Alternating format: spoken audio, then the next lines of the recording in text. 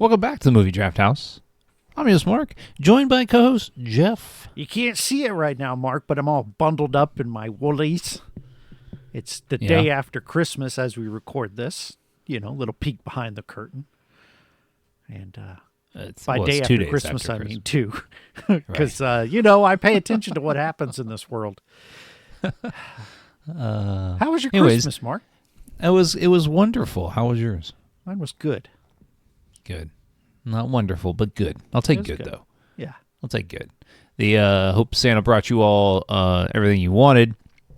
Here in the year 2025, though, we're doing things a little bit different.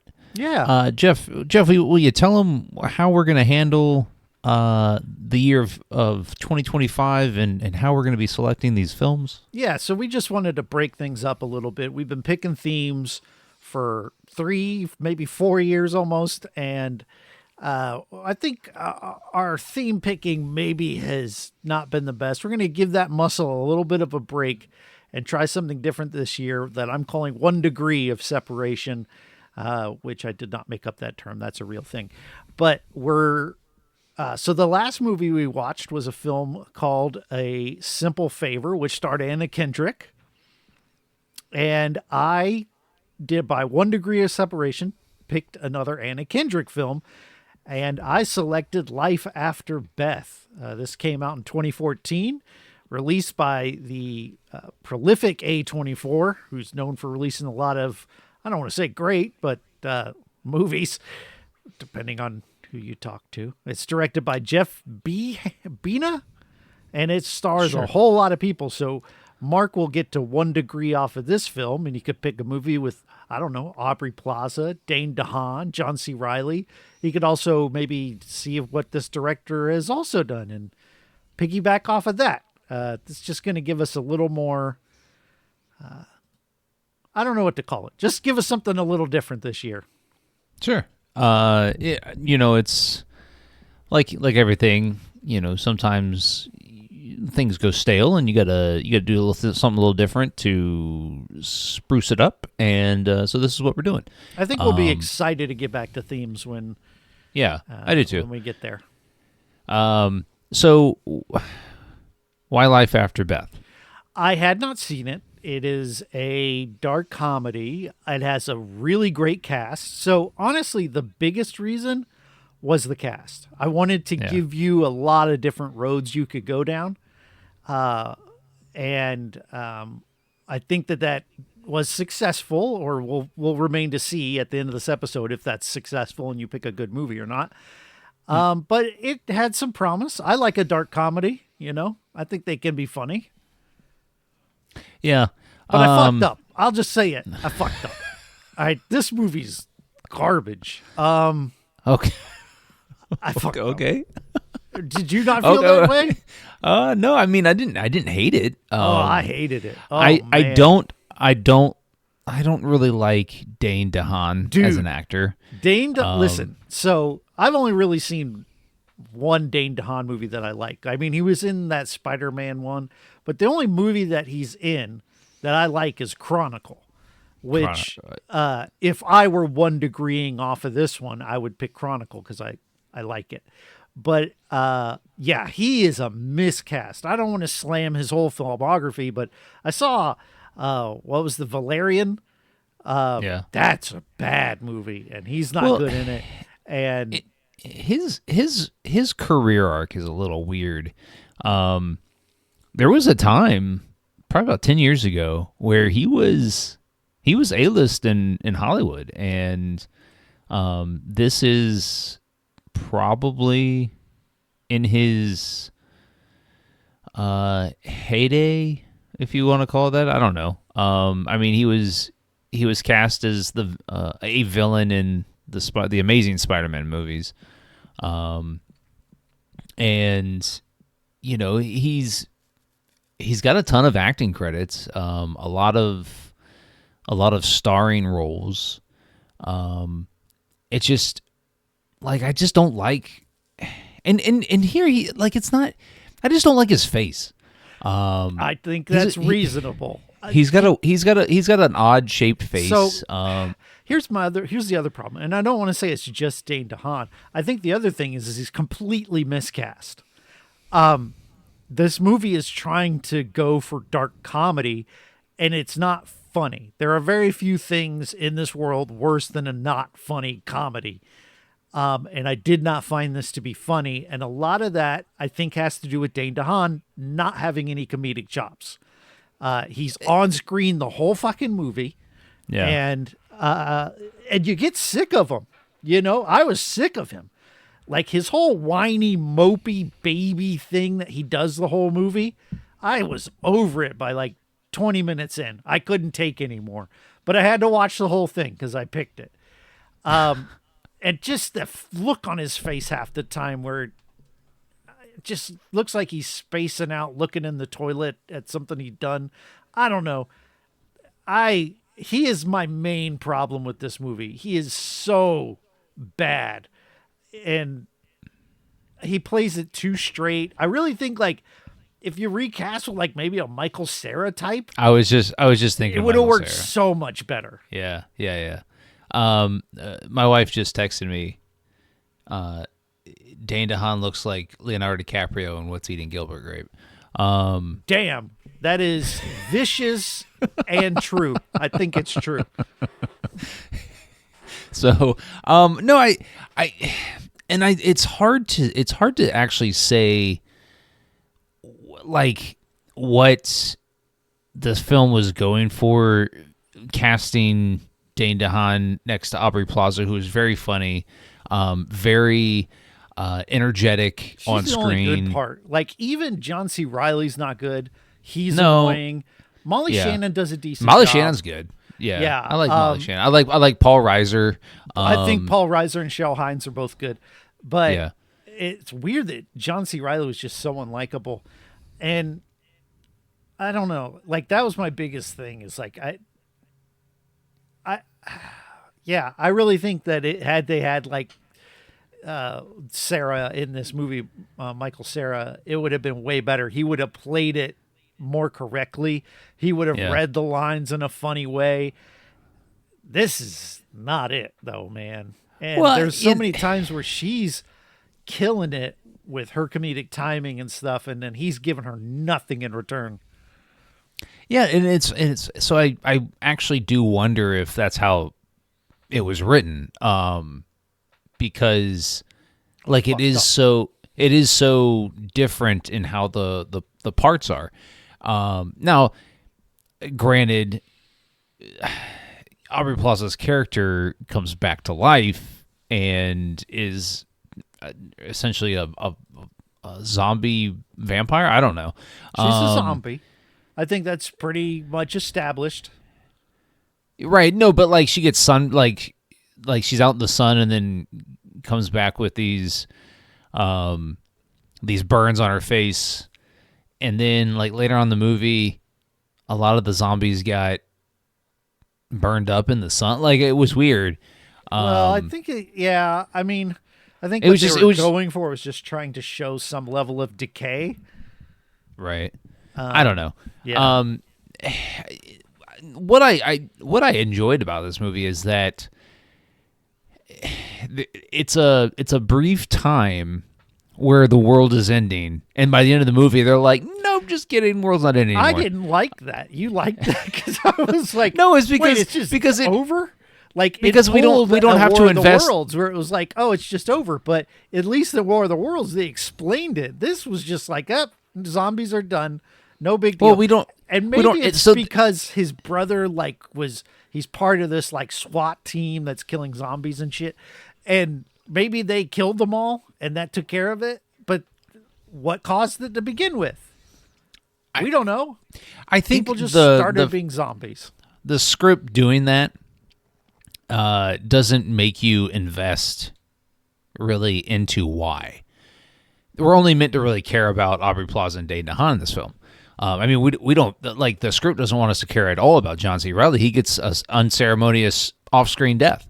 And we're just told by Molly Shannon that Aubrey Plaza ate her dad. Yeah, and so his like contract they probably ran out of like time on his contract or whatever. Like, fuck. All right. I don't I think the movie wants you to care about just Dane DeHaan and Aubrey Plaza, and not so much Aubrey Plaza either, is because like like you said, Dane DeHaan is essentially in every scene of the film, and we're just meant to care about why he cares so much, and like he doesn't sell it correct. He doesn't sell it correct. Like I agree that any other actor that's played a romantic love interest before, a comedic love interest before, would probably sell the role better. But I mean, he is helplessly in love with Aubrey Plaza, his character, and like when we start the movie, she's already dead. Like, she'd already died, and they had her funeral, and we learned that she was bitten by a snake on a hike in the wood. And so it's kind of funny. Snake killed her. Like, in America, sure, there's poisonous snakes, but most of them won't kill you unless just don't get any. Maybe a coral snake would, but I don't even know. Like, if that's like. The death toll for snakes in America not that big. I mean, again, we're copperheads could maybe. I don't know. I don't think we're supposed to care about that at all. I just think that like the movie wants us to care about why Dane DeHaan is so in love with, and so by the end of the movie, it doesn't sell the ending either, because like he's faced with having to shoot her in the head. And then shoots her in the head, and it's the probably the funniest scene in the entire movie is when she tumbles down the hill with this dryer or oven strapped to her back, and her leg flies and her body parts are flying off. That was pretty good. Like, I mean, it was good. I don't know. It's like there's certain parts of this movie where I'm like, yeah, there's a good movie here. But then the other parts I'm just like, like I don't need Anna Kendrick. Like, I know you feel weird to plug in. Hey, all she had like to do I feel like if you connect the dots, but right. But I think if you put Anna Kendrick in Aubrey Plaza's role, it's probably as good of a movie too.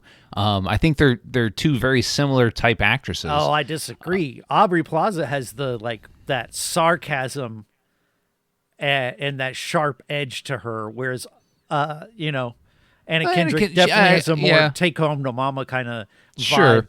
And so I think she's miscast here. I think the character just doesn't need to be in the movie.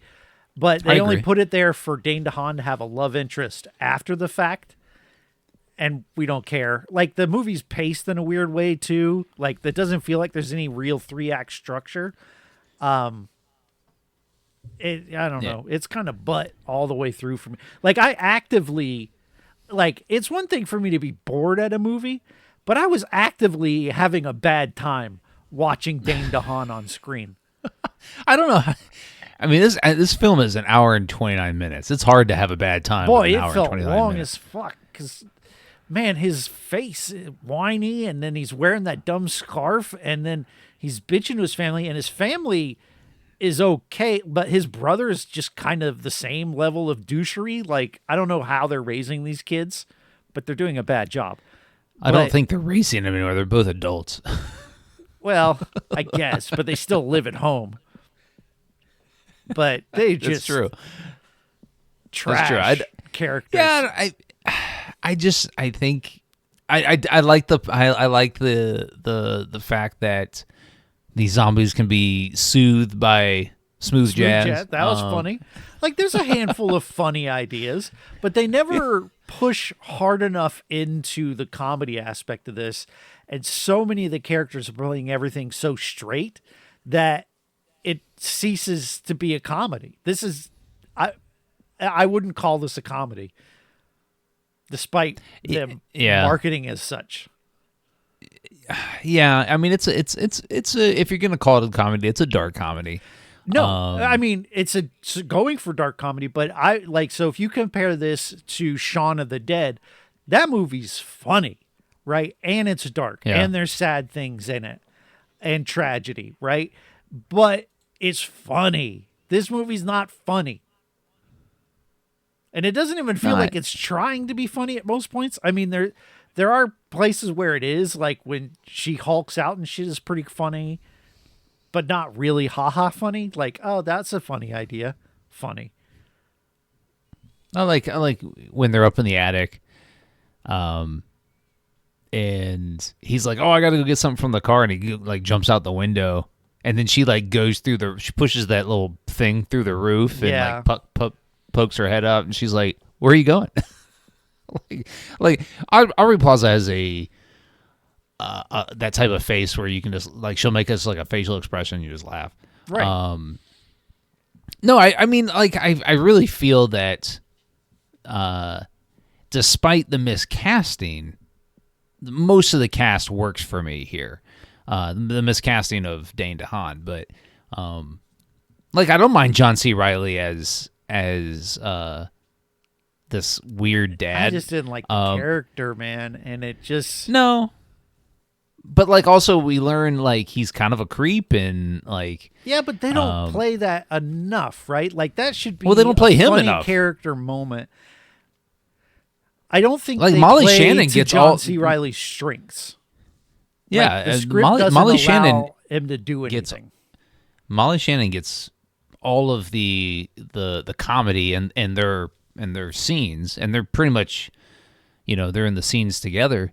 And I thought Molly Shannon was pretty funny. But like I agree, John C. Reilly not being very funny in this is wasted opportunity. And I thought Paul Reiser's character was the funnier of the two dads. I thought he was too. I thought he was pretty good.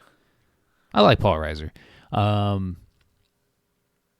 anyways, I mean, it's an hour and 29 minutes. I just on that alone, it's a C+ movie for me. So any movie that's an hour and a half long is a C+ movie. Let's dive back into the catalog and see how many movies you shit on that are only an hour and a half. I know, but listen, man, an hour and a half, it's hard to get mad at a movie when it's only an hour and a half long. I was able to pull it off in the first 20 minutes. I was sick of it. I was done 20 minutes in. And this is a movie I picked. Like, I can't even blame you. I fucked up. There's so much, like, arguing over each other in the movie, like, between her parents and Dane Dehaan, where they're just in a room yelling at each other, and nobody's saying anything, and it's just maddening. It made me want to rake my eyeballs out. I'm going to read you some. All the times that they're like making out in front of their parents, like I think that was supposed to be funny, but it was just annoying because the other thing is Dane Dehaan has no chemistry, right, with Aubrey Plaza at all, and so it just felt like this slimy guy, this little insecure guy. I don't know. I hated it. I hate this movie. I'm going to read you some of the rotten synopsis reviews for this movie. Okay. This one's from Brian Eggert. What up, Brian? From Deep Focus Review. He says, in the long tradition of zombie metaphors, the whole movie stands as an allegory for dealing with the heartache of loss, be it the loss of life or simply a bad breakup where the other party seems to become a raging monster afterward. I don't know why I just read that. I don't either. Patrick Gamble says, a zombie film lacking in brains is nothing new, but this derivative, clunky, albeit faintly charming pastiche is a totally forgettable experience that proves sometime dead is better. See, forgettable would be fine, but it's not even that. It made me angry. Camilla Long from the Sunday Times in the UK says, this is a weird mess from start to finish. Yes, I would agree with that. Like, and again, Kathy, it doesn't have a good structure to it. Kathy Finessi from the Stranger out of Seattle, Washington says, if any of this sounds funny, it isn't. In fact, it's pretty sad. It's not even sad. You're giving it too much credit. Like, I think it goes for sad. Like it tries to be like the thing where he shoots her at the end. It tries to, but he's such an insufferable twat. That's right. I'm British now. That I can't. I don't care. I don't care. Like, and they don't. Nothing clicks. Like, in order for it to work better, there has to be some believable relationship between these two, and I just don't True. see this character ever being with Aubrey Plaza's type. And it's not even just like the way he looks. It's just like why would they have ever gone out in the first place?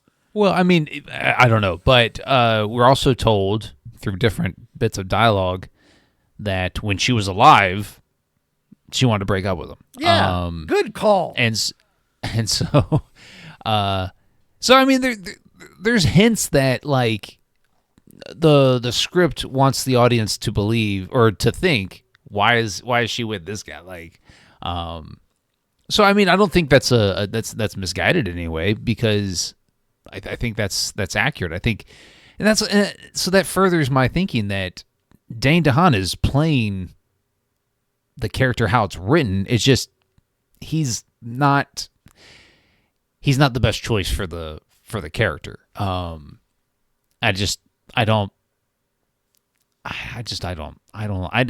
like him. I don't like him as an actor. I don't like him. I don't like his face. I just like, it's just weird. He's got this weird comb over haircut too. It's I don't know. So I'm looking at the box office numbers on a budget of $2.4 million. Yeah. What do you think Did this they 20 grossed? $1 million. 88,000 Really? in the U.S. and Canada. 274,000 in worldwide. Wow. Piece That's of shit. That's wild. I mean, it's the rare miss from A24. Oh, please. You saw Men. Don't act like A24 is a hit machine. They drop really bad stinkers. I don't. And their stinkers are kind of worse than like other studio stinkers. Like they're not only bad, but also pretentious. Well, Men. So like, I don't regard Men as a bad movie. The hell? Okay. Well, you recorded a review. Link the 5-minute review. And people can go and listen to that and decide whether or not you feel that it was a bad movie or not. Well, like thinking back on it, it's a movie that requires, it's discussion. I mean, the ending is bonkers. I don't know. A24, like they make their money off of films that are weirdly charming. And so like they got this one coming up. I just saw the trailer for it a couple of days ago with Paul Rudd and Jenna Ortega. It's about a unicorn. They hit a unicorn on the road. Yeah, right. They have some good movies. I'm not saying that everything they put out's bad. Like no, all of the Yorgos Lanthimos stuff is good. Like but those aren't A24. Those aren't A24 films. Are you sure? I thought The Lobster was. I don't know. Well, then I'm giving them too much credit. Then I mean, maybe. You might. I actually don't know. I mean, because they're a production studio. I think they're just a publisher, aren't they? They're just buying indie movies and then not buying, but buying the distribution rights or whatever. Maybe. I don't know. Yeah, I don't know either. But I don't know. yeah, so maybe I'm giving them too much credit. So their website is terrible, by the way. This isn't easy to look up. No, but it is an A20. The Lobster's A24, and that's a great movie. I love that movie. Yeah. Anyways, I mean, anything else to say about this one? You hate a pile of shit. I really don't like it. I've been bored at other movies, but this one actively pissed me off. So I don't recommend Life After Beth. Not a good start to the year. Start to the year. I got a list of A24 films, and you tell me just a thumbs up, thumbs down. Or if I haven't seen it, because a lot of them I have. Sure. Okay, Swiss Army Man. Thumbs up. Great movie. Moonlight. Never seen it. Okay. Good Time. We almost watched Thumbs this down. on the podcast. I did not like Good Time. I'm not a Safdie Brothers guy. Noted here on the show. The Last Black Man in San Francisco. Haven't seen it. Okay. The Killing of a Sacred Deer. Thumbs up. Yorgos Lanthimos. Okay. Yeah. Okay. Eighth Grade. Haven't seen it. Directed by Bo Burnham. Ooh. Hereditary. I would give that a thumbs down. I know a lot of people like it, but I really don't like Ari Aster's way of using sound to piss you off. So I'm giving it a thumbs down, as well as Midsommar whenever that comes up. It Comes at Night. Haven't seen it. Okay. First Reformed with your boy Ethan Hawke. Haven't seen it. I do like Ethan That Hawke. was a good one. That was a Not good seen one. that. Ex Machina. Thumbs up. Great film. Okay.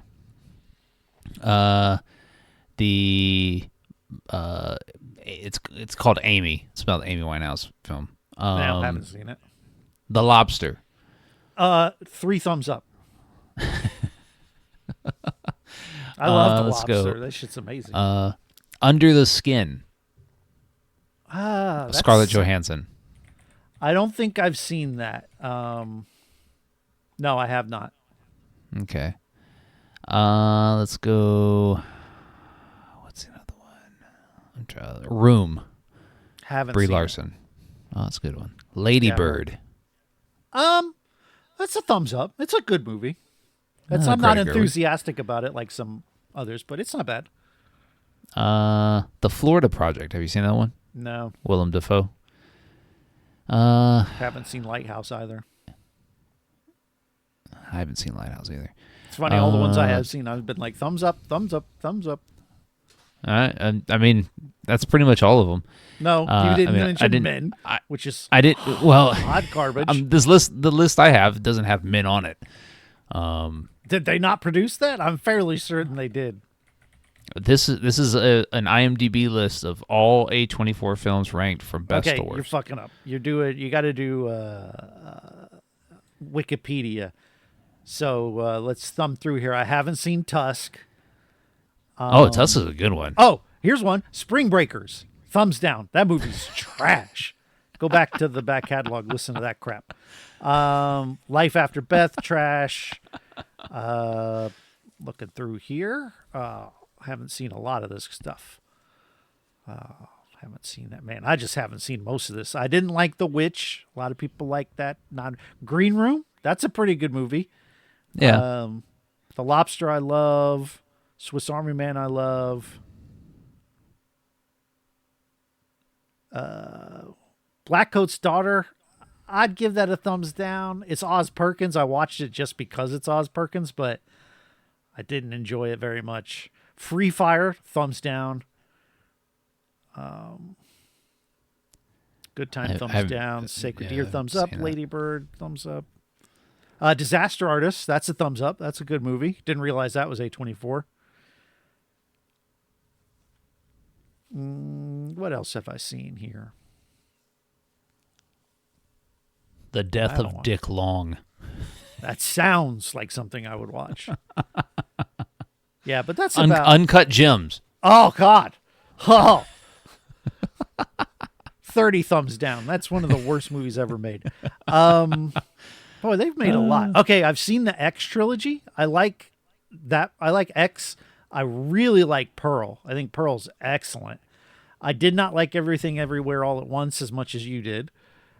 Bodies, Bodies, Bodies is a thumbs down. Didn't enjoy that. Marcel the Shell with Shoes On. That's a good one. Didn't see that. The Whale. Thumbs up. Whale's great.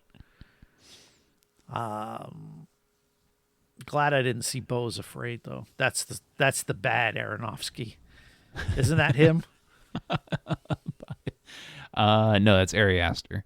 Oh, okay. The other guy. Pie. You're thinking of Pie. This is Iron Claw. I enjoyed that. Haven't seen Civil War. Maxine was okay. It was kind of not the best into the thing. I do want to see the new Y2K movie. That looks pretty good. Civil War is pretty good too. Yeah, I'm not interested. But anyway, that's our rundown of... Listen, A24 has some fucking hits. I got to admit, you proved your point. Yeah, no. So, are you gonna recommend this one? No, God, no. Okay. Yeah, neither am It's the I. worst movie we watched this year, and even you have to agree with that. Yeah. Just a kind of a miss. The only win in my book is that it was an hour and a half, but I can't. all right. That's not a good. I'm going to keep that in mind. At some point, you're going to shit all over a movie that's an hour and a half, and I'm going to be like, it's an hour and a half. At the bare minimum, it's a C+ from you, or whatever the hell you said. I know there's got to be a Van Damme movie because Van Damme movies are not over 90 minutes, and you bagged all over some of those. So, anyway, There's a new Van Damme movie out. I saw. is there? Oh, Yeah, that was available to rent on Prime. I was like, oh, I should tell Jeff about that. you should. Next time, I don't remember what it was called. Yeah. That's right. I'm going to look it up.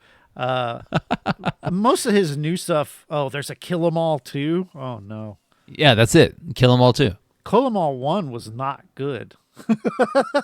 But And, okay. and Van Damme looks old as shit in it. So Yeah, like I'm not huge into the newer stuff. But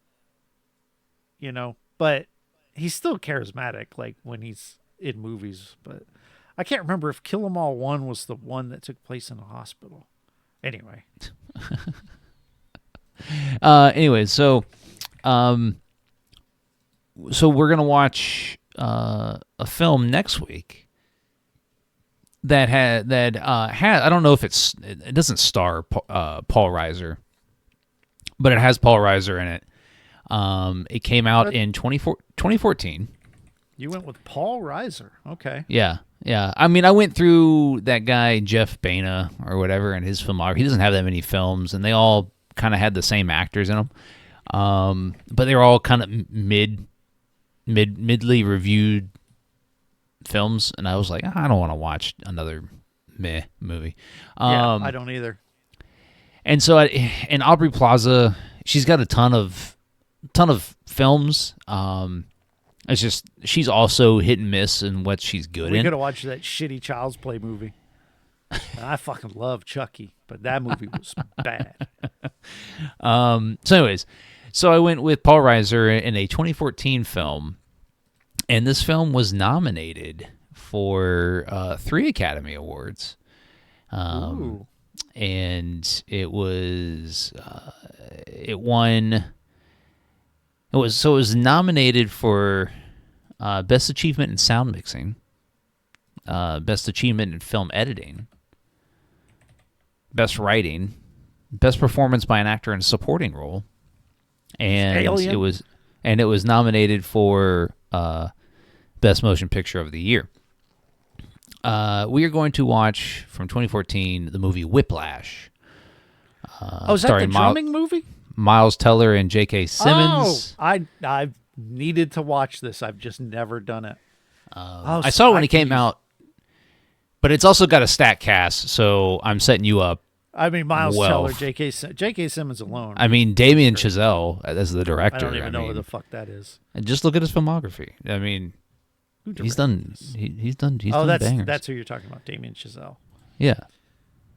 He's got. Oh, he bangers. did La La. Oh, that's a writer. Yeah. Hold on. What did he direct? Well, I mean, he's the writer on this too, so you could pick him. Anyways, I mean, La La Land.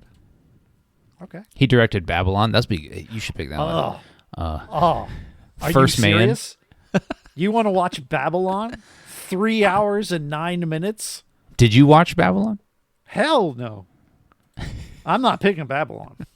You can take that to the bank. Anyways, so Whiplash is streaming on Netflix. Ooh. So we got that going for us. But anyways, You can watch the Fantastic Four remake. oh, he is doing that, isn't he? No, he was in that. No, Oh, I'm talking Miles about Teller. the bad one. Yeah, Miles Oh. Teller. No, the new one with our boy in it, I'm definitely looking forward to. Pedro Pascal. Yeah. Ooh. Yeah. So anyways, we're gonna watch Whiplash next week in our 1 degree of separation from Life After Beth. And at the end, we'll have to run it down. So, you know. You're right. All of them. the Each Anna week we have Kendrick to was in- connect. Yeah, we have to connect all of the films, and we should do it like off the top of the head, like Well, not well, even then look. I'll go first. Anna Kendrick was in fucking. I can't even remember the name of the movie. A Simple There's no Favor. way. This Yep. is a bad idea because I can't even remember the movie that we just watched. Like, we'll get done recording. I'll save my file and I will tell you what did we just watch because I need to name it. So that's a horrible idea. Well, so we watched A Simple Favor in 2024, which starred Anna Kendrick. Jeff chose Life After Beth, which also has Anna Kendrick in it. We didn't like that one. And now next week we're going to watch Whiplash, starring Miles Teller and J.K. Simmons. It also has Paul Reiser, who was in Life After Beth. Anyways, what you can do is hit Well the done. subscribe button That when was it pops up. Thank you. So you don't miss any future content right here at the podcast if you're watching on YouTube. And if you want to follow the podcast on all your favorite social media platforms, we're at Movie Draft House. You can find us on Twitter, TikTok, Instagram, right here on YouTube. Give us a like, follow, and a subscribe. Jeff, tell them where they can find your other stuff. Oh, well, if you wanted to, you could check out Chronologically on your favorite podcast app. We're getting ready to start our 5th season covering the films of Quentin Tarantino. You can also check out my newest podcast. That's episode should be dropping here on Monday. And it is called, what is that? I just got some mail and I don't know what it is. Mail time. Anyway, what was I talking about? All your other podcasts.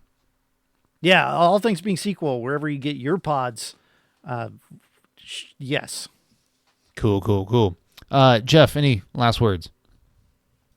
Nope. Don't watch this trash.